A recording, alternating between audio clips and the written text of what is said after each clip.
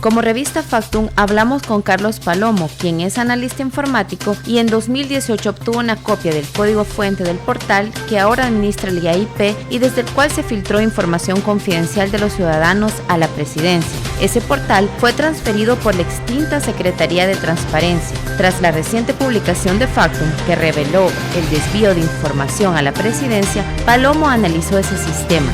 En esta entrevista nos ayudará a entender quién inició con esa filtración. Este es el horario en que se ejecutaban las tareas programadas y aquí se puede ver perfectamente, por ejemplo, que había un informe que se enviaba a la Secretaría de Transparencia todos los días a las 2 de la tarde. También se enviaba un informe que tiene que ver con las solicitudes que se estaban haciendo a la OIR de Capres y básicamente aquí también se pueden ver las funcionalidades, el tema del envío de los correos, que se enviaba un informe a Capres. Este es el esquema que tiene el informe que se enviaba, que básicamente contenía 4 columnas, que era la institución a la que se había hecho la solicitud, la fecha y la hora, el solicitante y la información solicitada. Y aquí más abajo se puede ver perfectamente que el tema del solicitante, o sea, no era, por ejemplo, solo un nombre, o sea, era el nombre completo que se enviaba y ahí, por ejemplo, se podía ver Carlos Eduardo Palomo, pidió al Ministerio de Hacienda la lista de empleados públicos en fecha tal, a tal hora. La gente de la Secretaría anterior, de la Secretaría de Participación Ciudadana y Transparencia, podía darse cuenta a diario de todo lo que se estaba pidiendo. ¿Cómo una institución que va a recibir un sistema tan importante y sobre todo una institución que se dedica a la protección de datos, no tuvo el cuidado de encontrar lo que vos encontraste en 3 horas? ¿Cómo fue que alguien no pudo hacer el trabajo que vos hiciste en 3 horas? Aquí ciertamente lo mínimo que hay es negligencia, porque tal como te lo comentaba, a mí la revisión no me tomó demasiado tiempo. El código está a la vista, yo insisto en eso. No se adoptó ninguna medida especial como para ocultarlo, para ofuscar el código.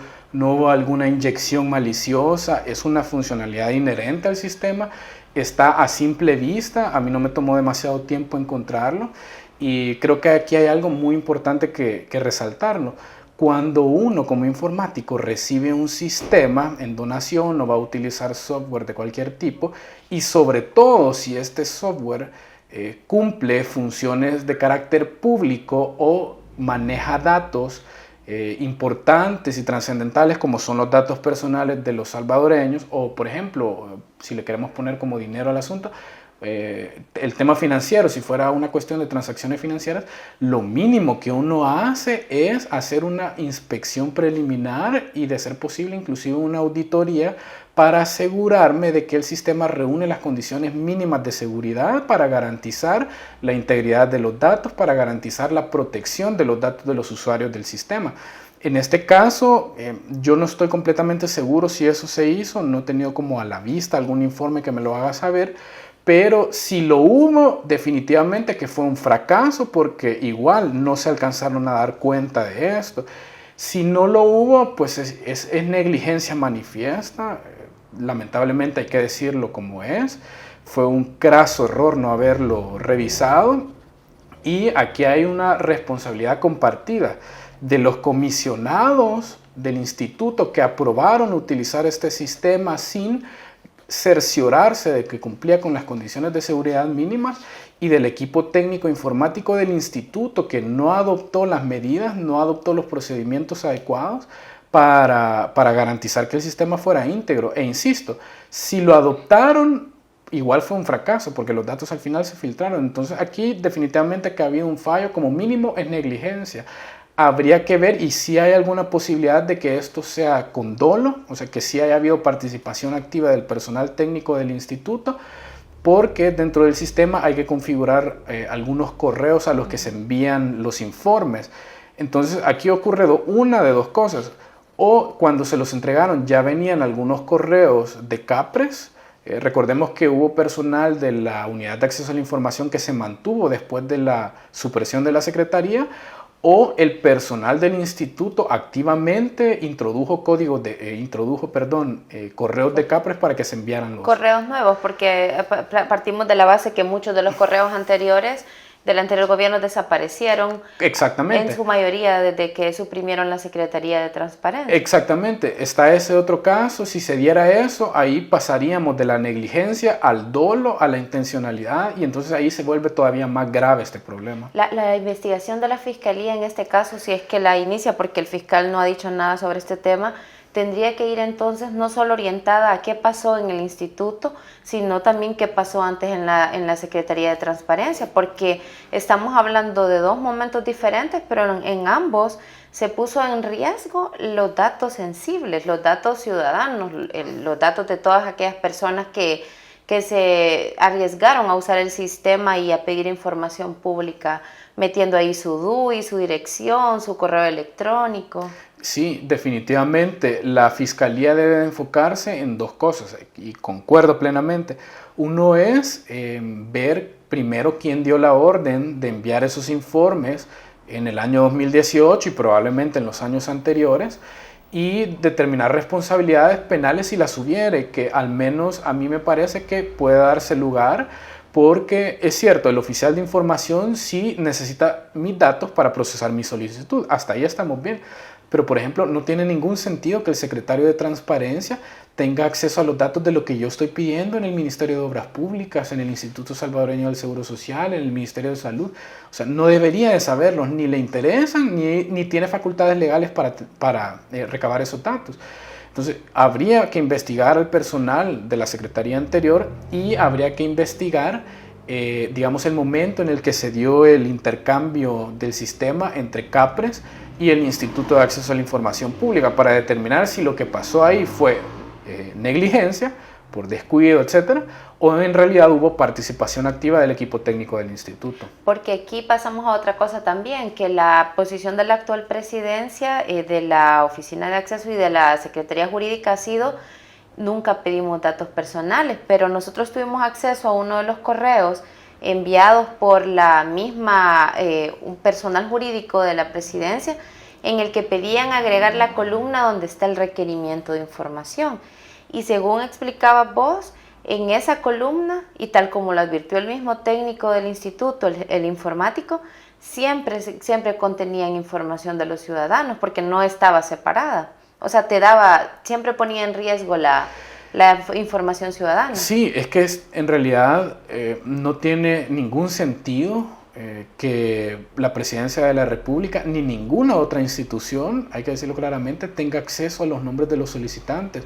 No es algo que necesiten para el ejercicio de sus funciones. Tal vez en algún momento podría requerirse, pero por una autoridad judicial o por la fiscalía en el curso de una investigación penal. De hecho, puede ser todo lo contrario. Su nombre me podría servir para obstaculizarle, porque ya sé, ok, Jessica Ábalos es periodista, entonces está pidiendo esto porque probablemente le está siguiendo un caso de corrupción a alguien. Entonces veamos cómo ocultamos esa información. Entonces, en realidad, la utilidad es todo lo contrario de lo que se ha dicho. En ese sentido, sí creo que también es muy importante que CAPRES aclare qué fue lo que recibió, durante cuánto tiempo y qué hizo con esos datos. ¿Qué tendría que hacer, en tu opinión, en este momento el instituto con ese portal? Para mí, y mi recomendación técnica más sincera, es que se suspenda inmediatamente su uso, por lo menos hasta suprimir la funcionalidad que almacena el nombre de los solicitantes, o en todo caso modificarla para que una vez que termine el trámite de la solicitud se borre, porque no tiene absolutamente ninguna utilidad y además es peligroso que el Estado esté almacenando los nombres de los solicitantes, porque yo puedo perfilar a alguien y ahorita mismo alguien lo puede hacer desde 2014, yo quiero saber qué es lo que hace fulanito, menganito, chivo, ingreso su DUI y ahí tengo todo lo que he pedido en los últimos años.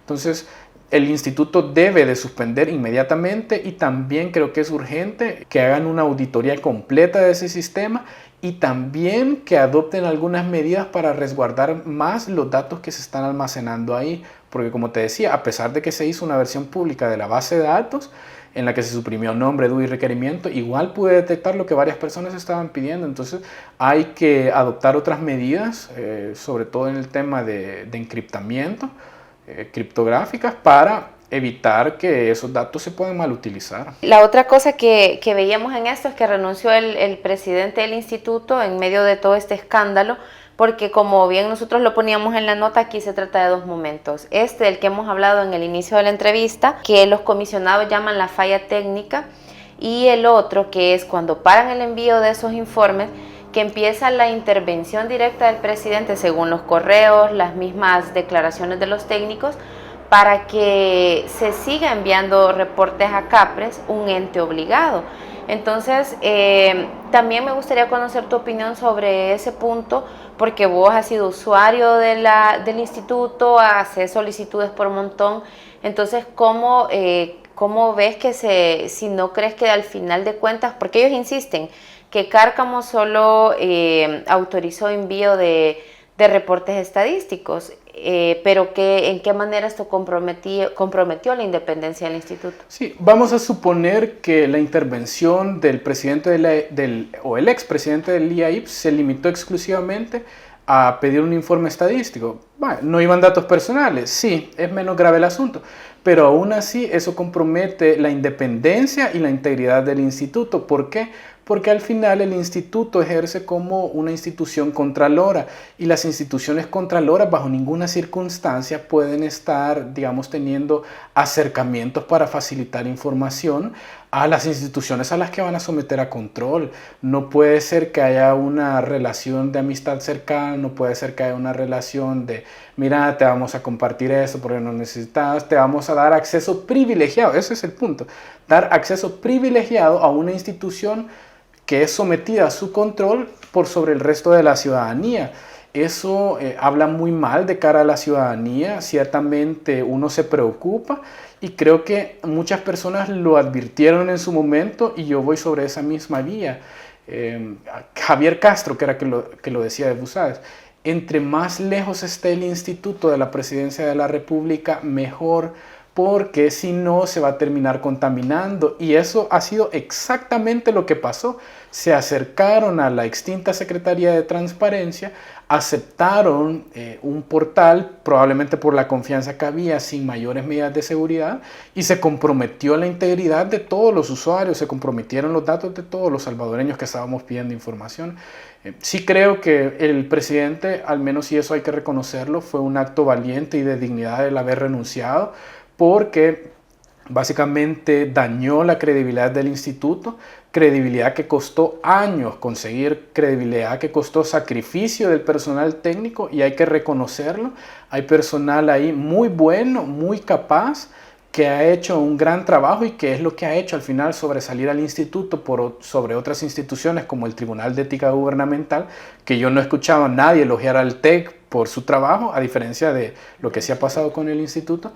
Entonces creo que comprometieron la independencia. Ok, si una institución quiere acceso a esos datos, no le vamos a dar acceso privilegiado a ella, peor si es una institución a la que yo controlo. En todo caso, pongamos a disposición de todos los datos y que cualquiera lo pueda consultar. Y al final, por ser datos estadísticos, es data pública. Ahí no hay ningún problema. Pero eso al final lo hicieron para corregir lo que ya Exactamente, habían hecho. ahí es el problema, que no lo hicieron en realidad por una actitud de querer transparentar, sino que para ver cómo solventaban el problema en el que los metió el comisionado presidente. Entonces ahí sí fue un grave problema realmente. ¿Y crees que sería a partir de esta crisis que estamos viviendo, a pesar de que no tenemos una ley de protección de datos, y esto ocurre justo cuando estaba iniciando la discusión de una ley de protección de datos personales, que los diputados podrían entrar a debatir o a redefinir qué tengo que comprometer yo como ciudadano para poder pedir información? Porque El Salvador es uno de los países que te pide casi que hasta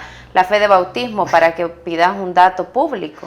Es terrible. Yo creo que los diputados deberían de tener en consideración dos cosas importantísimas. La primera es que se debería reformar la Ley de Acceso a la Información Pública para eliminar el requisito de presentar el DUI. Si la información y los datos que las instituciones tienen nos pertenecen a todos, ¿qué sentido tiene estarle pidiendo a la gente su nombre? O sea, ¿para qué necesito yo eso si la información al final es tuya? No tiene ningún sentido.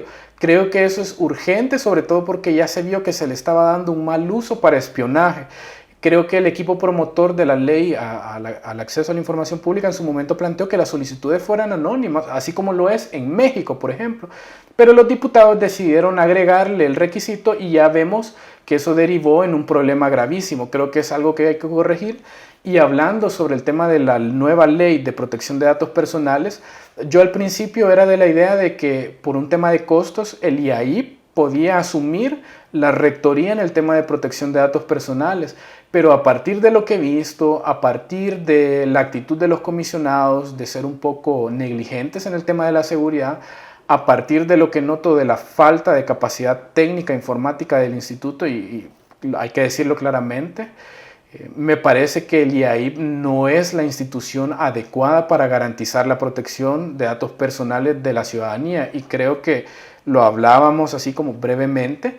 Este tema de protección de datos personales tiene como dos vertientes o dos aristas necesarias para que se dé. Una es el conocimiento jurídico y otra es el conocimiento informático, porque esto está ligado a nuevas tecnologías como el Big Data, el Machine Learning, el Deep Learning, etc.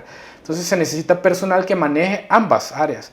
Entonces el instituto ciertamente, si no fue capaz de detectar esta funcionalidad que es bastante evidente, pues uno se pone a pensar, no creo que tengan capacidad de protegernos frente a empresas que estén utilizando tecnologías como Machine Learning para perfilarnos. Entonces creo que es importante que los diputados tengan en consideración esto que pasó para decidir quién va a ser el nuevo rector en materia de datos personales. Bueno, Carlos, ya recapitulando entonces, si tenemos que responder a la pregunta, ¿quién inició con la filtración? Según tu análisis técnico, según la inspección que has hecho, la revisión que has hecho del código, la conclusión es que inició la extinta Secretaría de Transparencia. Definitivamente ellos son responsables de esto. ¿Por qué los ciudadanos, el ciudadano de a pie tendría que estar preocupado por esto que está pasando? Porque no es solo periodistas que piden información, defensores de derechos humanos. ¿En qué medida esto que ha pasado puede significar es grave para cualquier ciudadano? Es increíblemente grave, yo insisto en eso. ¿Por qué? Vaya, yo ciudadano, y eso me gusta, en eso ha evolucionado mucho la ciudadanía, se está volviendo más incómoda. ¿Y a qué me refiero por incómoda? Que hoy, por ejemplo, un funcionario se va de viaje en un jet privado y entonces yo perfectamente voy y bueno, quiero saber por qué Osiris Luna se fue en un jet privado, quién lo pagó, dónde fue, etcétera. ¿Quién pagó el viaje? Entonces, la pregunta que todos nos estamos preguntando quién pagó el viaje de Osiris Luna. Entonces yo voy e interpongo una solicitud de acceso a la información y resulta ser que, por ejemplo, Capre se entera, puede ver, bueno, ¿y por qué fulanito, menganito, Rosario, no sé qué, o tal por cual está pidiendo esta información?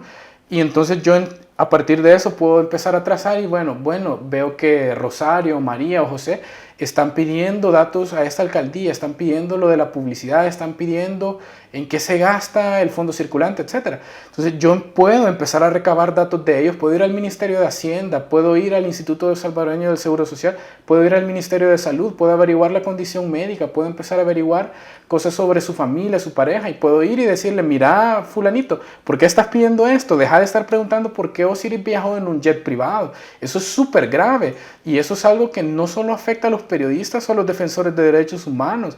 Aún una persona, un académico, un estudiante, que a una pregunta incómoda puede verse sometido al espionaje del Estado, puede dársele, o la presidencia puede ordenar, o cualquier otra institución, no solo CAPRES, hay que decirlo, cualquier otra institución puede ordenar darle seguimiento y después puedo ir yo a chantajearlo, a extorsionarlo, a amenazarlo, a decir, deja de estar pidiendo datos. Entonces es súper grave. Y a partir de esto, yo insisto, creo que es el momento oportuno para que los diputados consideren suprimir el requisito de pedir DUI y nombres a los solicitantes. Se presta demasiado a abusos y hay que eliminar esa práctica.